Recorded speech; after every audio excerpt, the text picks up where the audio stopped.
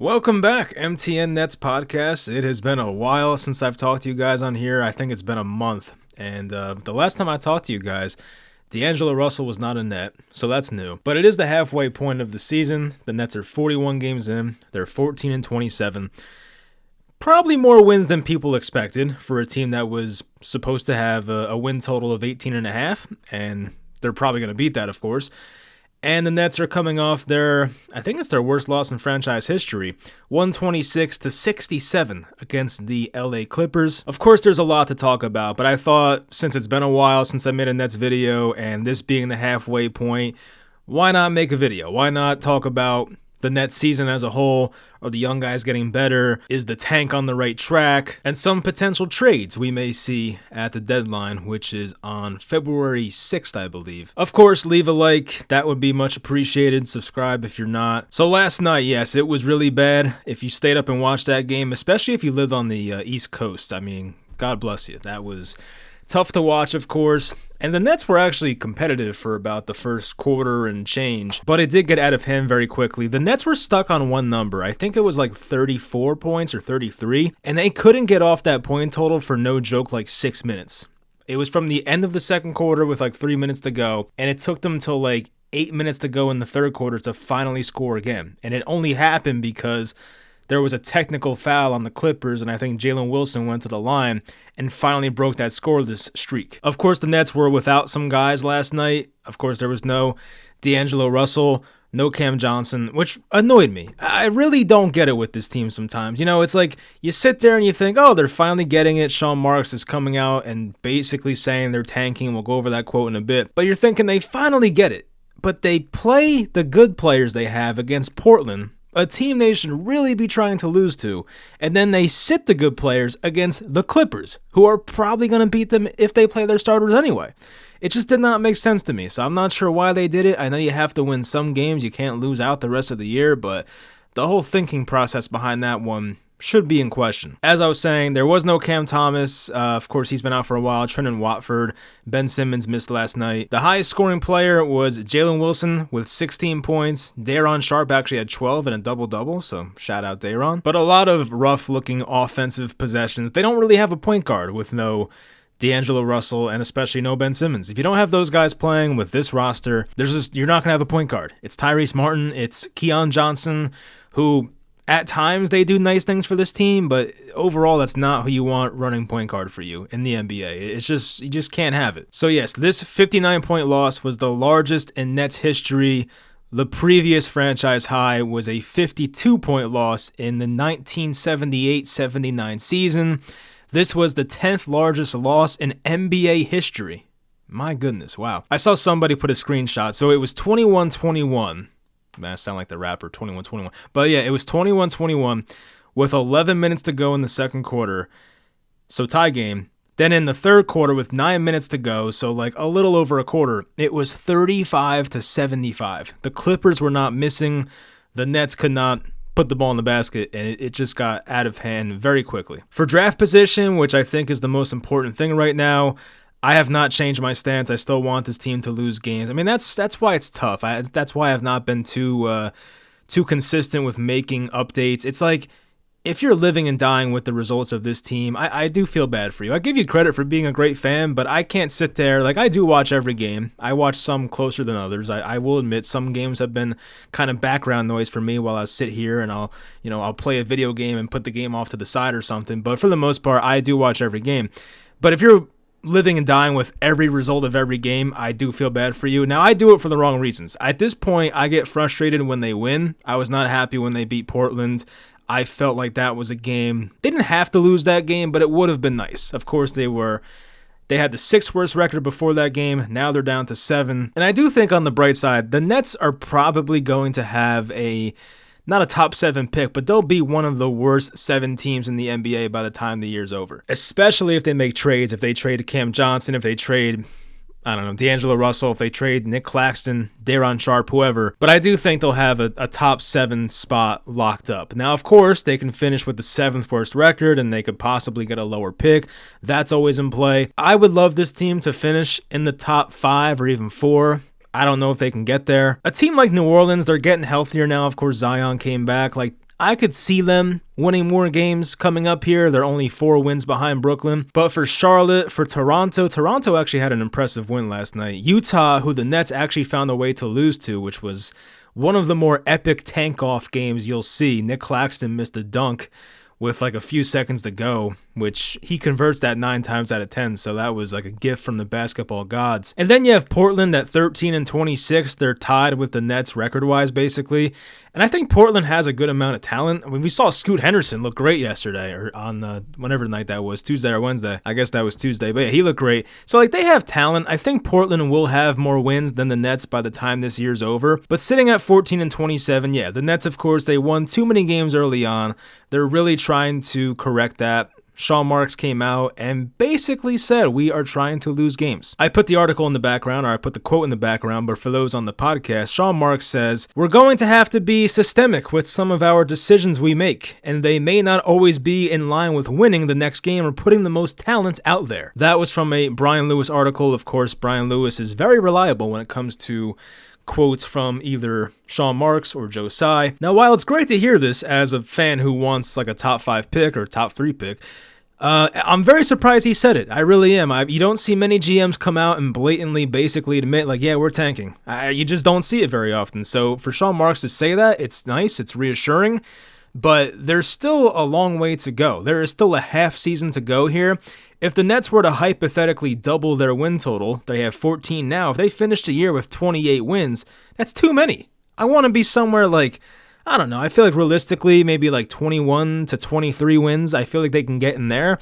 If they can get that, I mean, yeah, there's a chance they can be the 5th or 6th worst record. But if they're going to go out there and double their win total and get to 28 wins, you're going to have to hope for like an Atlanta Hawks luck type of thing, or like when the Bulls got Derrick Rose type thing, like have a record that's pretty close to the end of the lottery, but you somehow luck out and get the top pick or a top 3 pick. It's possible, but it's less likely. And I do have some of my friends who are pretty uninformed about how the draft lottery works. They're like, oh, it's a lottery anyway. Don't worry about the wins. It's like, no, I mean, the worse you finish, the higher chance you have of getting the first overall pick. Like, for instance, the Nets beating Portland the other night, it dropped their chances of getting the first overall pick by 1.5%. Yeah, it's very minuscule, but if they were hypothetically in the top 3 teams all have a 14% chance of getting the first overall pick. That's 6.5% better than what the Nets are at right now. So those people have a point. It is a lottery. It's a lot of luck involved, but I do want the Nets to have their chances increased of getting a high pick. That would be nice. If they finish with the 4th worst record and God forbid get the worst pick possible, which would be the 8th overall pick,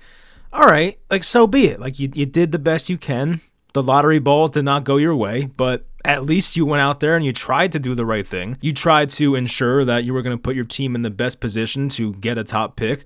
Sometimes it doesn't fall your way. And as Brooklyn Nets fans, we see it all the time. This franchise and this organization has not had very good luck when it comes to the basketball gods and leaving things to chance. It just usually does not go well. I don't think anyone's catching the Wizards. That's why I didn't mention them. They basically have the worst record locked up as far as I'm concerned. Like they're a train wreck. I mean, there's a chance, of course, but I just don't see it. I don't. The trade deadline is on February 6th.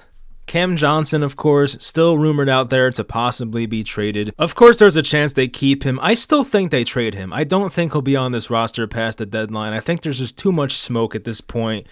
He's 28. He's 2 months away from 29 years old. He does have 2 years on his contract after this, and the cap hits are not bad. $20 million next year, and the year after that's $22.5 million. So for a player that's giving you the type of production that this year's Cam Johnson's giving you, that's a bargain. But of course, there's a chance of injury. He doesn't fit the timeline. So like if they kept Cam Johnson for the long term, I guess it's not the worst thing in the world.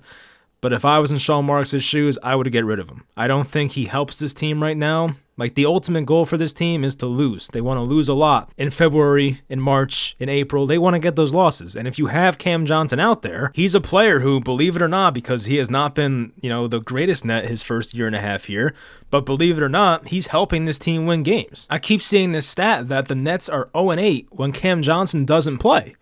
So, the guy is helping this team win a lot. So I'm not saying trade him for nothing. He's still a valuable player, but the point is he's almost worth more off this team than on this team. If the goal is to get Cooper Flagg or Ace Bailey or whoever, Dylan Harper, it's very valuable to get Cam Johnson off this team and as soon as possible. But once again, I think the offers out there for him are good enough.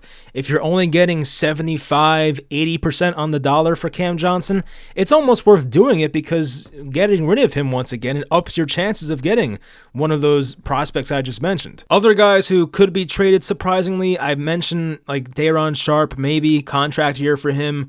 D'Angelo Russell, maybe a team out there wants some backup point guard help. I mean, D'Lo is a horrendous defender still, that has not changed, but can still run an offense and make nice passes, so maybe.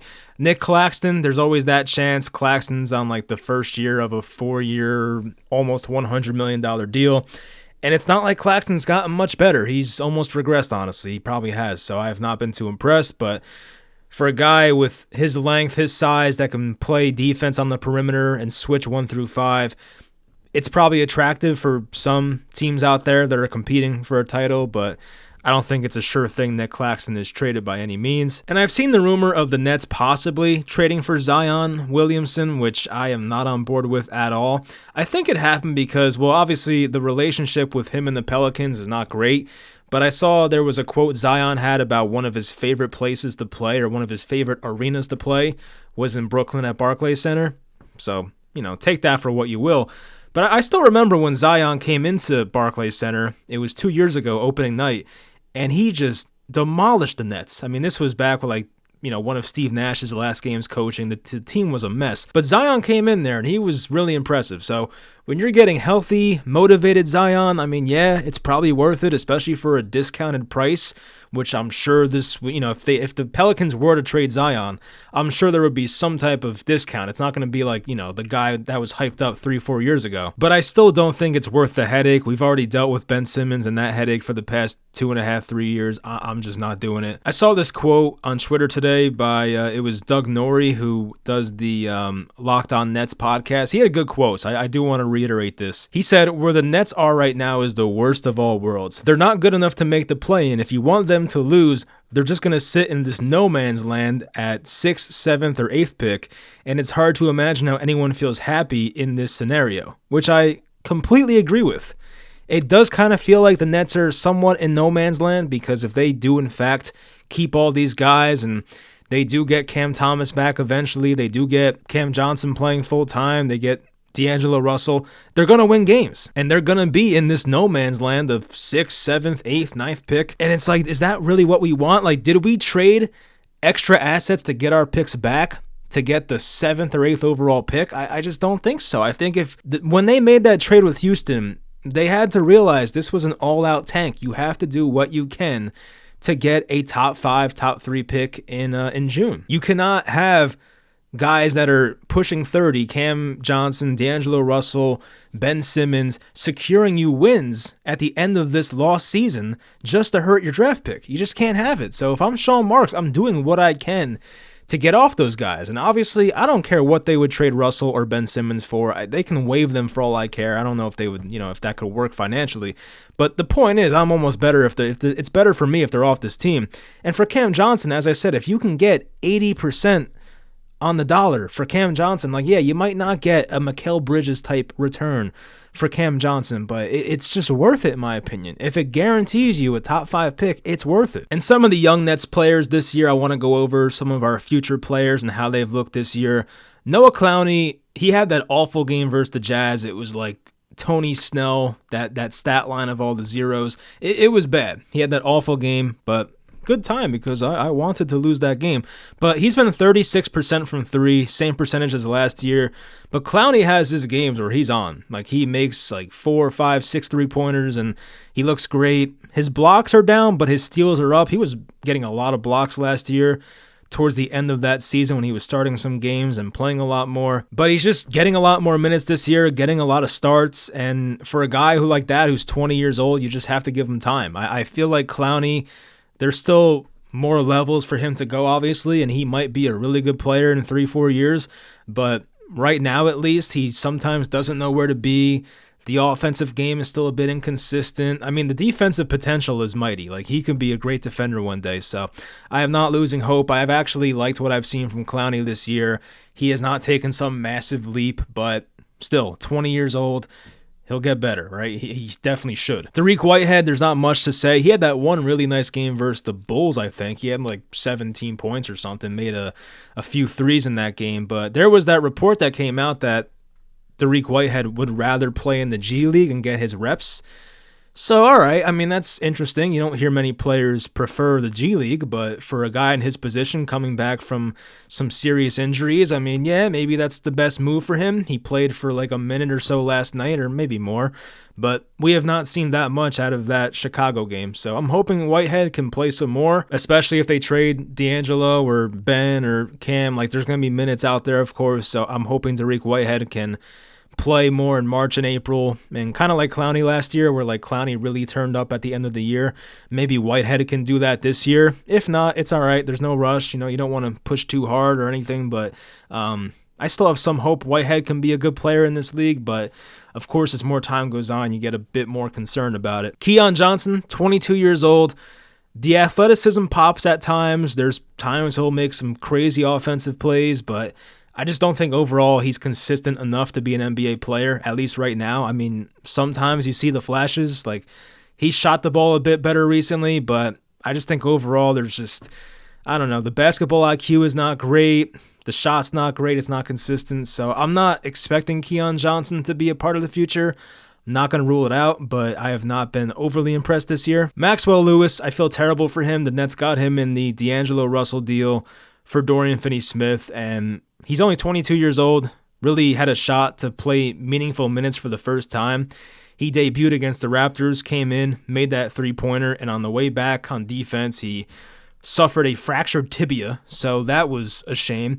There's a chance he's back this year at the end, but if they don't want to rush him, I get it. He's only 22, so maybe. But, you know, I think next year, if the Nets' plan is still to get a high pick next year, Maxwell Lewis, who will be 23 at that point, should get a lot of playing time. So hopefully by next season, he's fully healthy. This one's been interesting. So Tosan Iwoma, I think is how you pronounce it, 23 years old, undrafted out of Princeton. He's been playing a lot recently for this team. He just scored like 39 points for the Long Island Nets in his debut for the G League team. Got called up, and he's been shooting 55% from the field.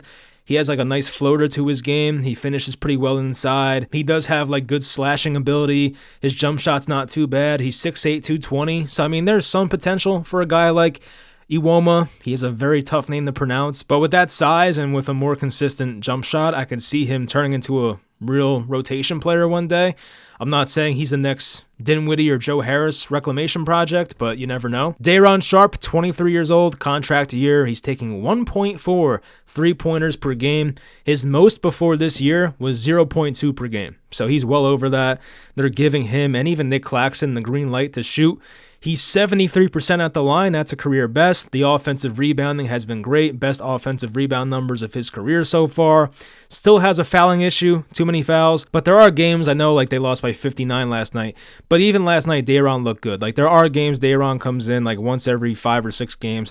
Day'Ron looks really good. So if he's more consistent one day, hopefully, he'll be a fine backup center, maybe a low-end starter. We'll see. Zaire Williams, of course, the acquisition from Memphis, career best, 33% from 3. I feel like every team needs a player like this, just a lanky wing player, can shoot the ball kind of well, really intense defender, great athleticism. So I feel like, yeah, he might not turn into a guy who was once a top 10 pick, but a guy like this with some consistency with shooting, which once again has been better this year, he could be a 7th or 8th man for pretty much any team. So I think having Zaire Williams is good. He's a keeper.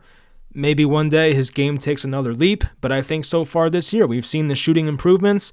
If he somehow gets to a 36% three-point shooter, then yeah, then we're really talking at that point. Jalen Wilson, 24, you see the improvements, but he did have a really bad stretch for like 2 or 3 weeks a bit ago. So his numbers overall are not that great. The shooting form still looks good. A lot of his shots are short this year. I don't know if it's because he's playing more minutes as compared to last year, but maybe that's part of it.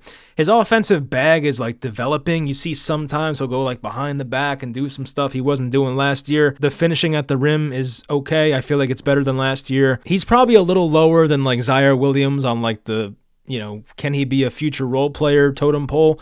But I still feel pretty good about Jalen Wilson. I think the jump shot, if it's consistent and he stops coming up short, he'll be a real player for this team. So, like, I'm not losing hope. I mean, he's obviously not going to be a superstar one day, but every team needs players like this. Athletic wing players. He's not athletic. I should honestly take that back. I don't think he's ever dunked the ball. But a guy who can be a 3-and-D, right? That old term, 3-and-D. So, Jalen's not a lockdown defender, but a good enough defender. If he can get his three-point percentage in the high 30s, Jalen Wilson will be, a guy you could use and be a part of your rotation. Lastly, Nic Claxton. So I kind of made the cutoff at 25 years old. Nic Claxton, still 25, and like Day'Ron Sharpe, he's shooting more threes this year, but his percentages are awful. Claxton's 1 for 12 from 3, and from the area from 16 feet to the three-point line, he's 1 for 7. So his jump shot, Claxton, while the form is not that bad, there's definitely guys with worse forms, it still is not a good-looking shot. He's throwing up too many bricks. Even last night, he got right around the rim. He missed a layup. He missed a dunk. Then he missed a layup again. Like, just not a good year for Claxton. He's had an obvious dip in field goal percentage with taking more shots, of course. Like, the 1 year he led the league in field goal percentage, which was 22-23, it was mostly off of open layups and open dunks, right? That was back when, like, Kevin and Kyrie were there for the first half of the year, and Claxton was putting up great numbers. He was taking that leap.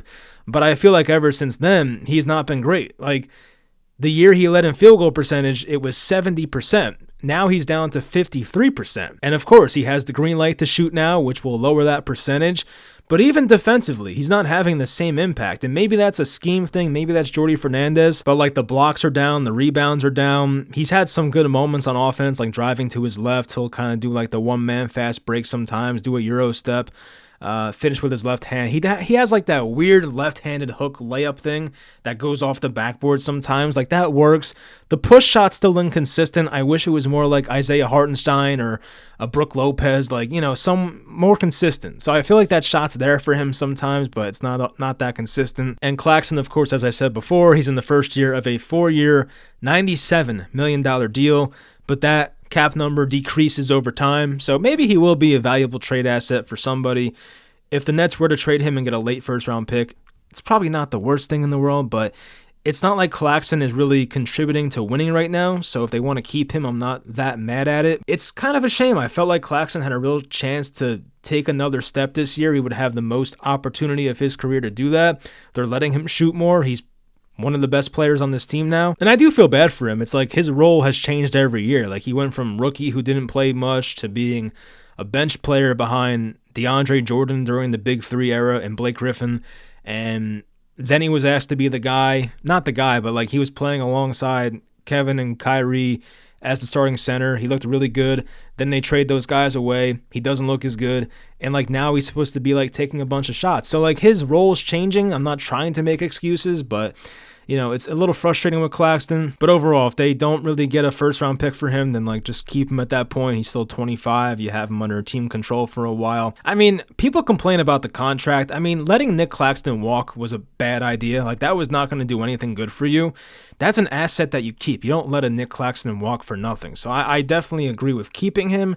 Is he overpaid? Yeah, he's probably overpaid. But a player like that who you drafted and developed, like, to let him walk for nothing would have been a dumb idea.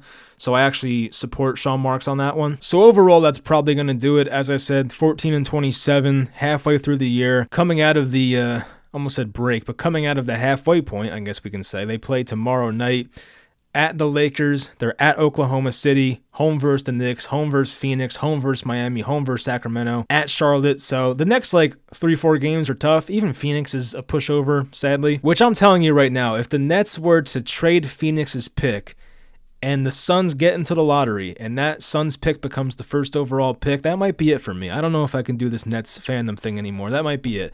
So we already saw one of our picks become the first overall pick, which the Celtics traded to get Tatum. They traded back, of course. But yeah, I mean, that would really set me over the edge. Like, playing teams like Miami and Sacramento and Charlotte coming up, I don't know what to expect from them. Like, they might win 2 out of those 3 games. They play the Wizards not too far after that. So I don't know. I really hope they should know right now that Cam Johnson should be off this team, especially if they're trying to tank, which Sean Marks has basically admitted without saying it. So I hope they do that soon, but we'll see what happens. If you made it to the end, I appreciate it. I'm not sure when my next Nets video will be, probably like around the trade deadline, so maybe like 3 weeks from now. It's the 16th now, so yeah, probably 3 weeks from now, we'll see what happens with, if there is a Cam Johnson trade, I'll react to that, of course, but until then, we'll wait till the deadline. So hope you guys enjoyed. I guess I could still say Happy New Year. I don't know, but Happy New Year, and I'll talk to you guys next time.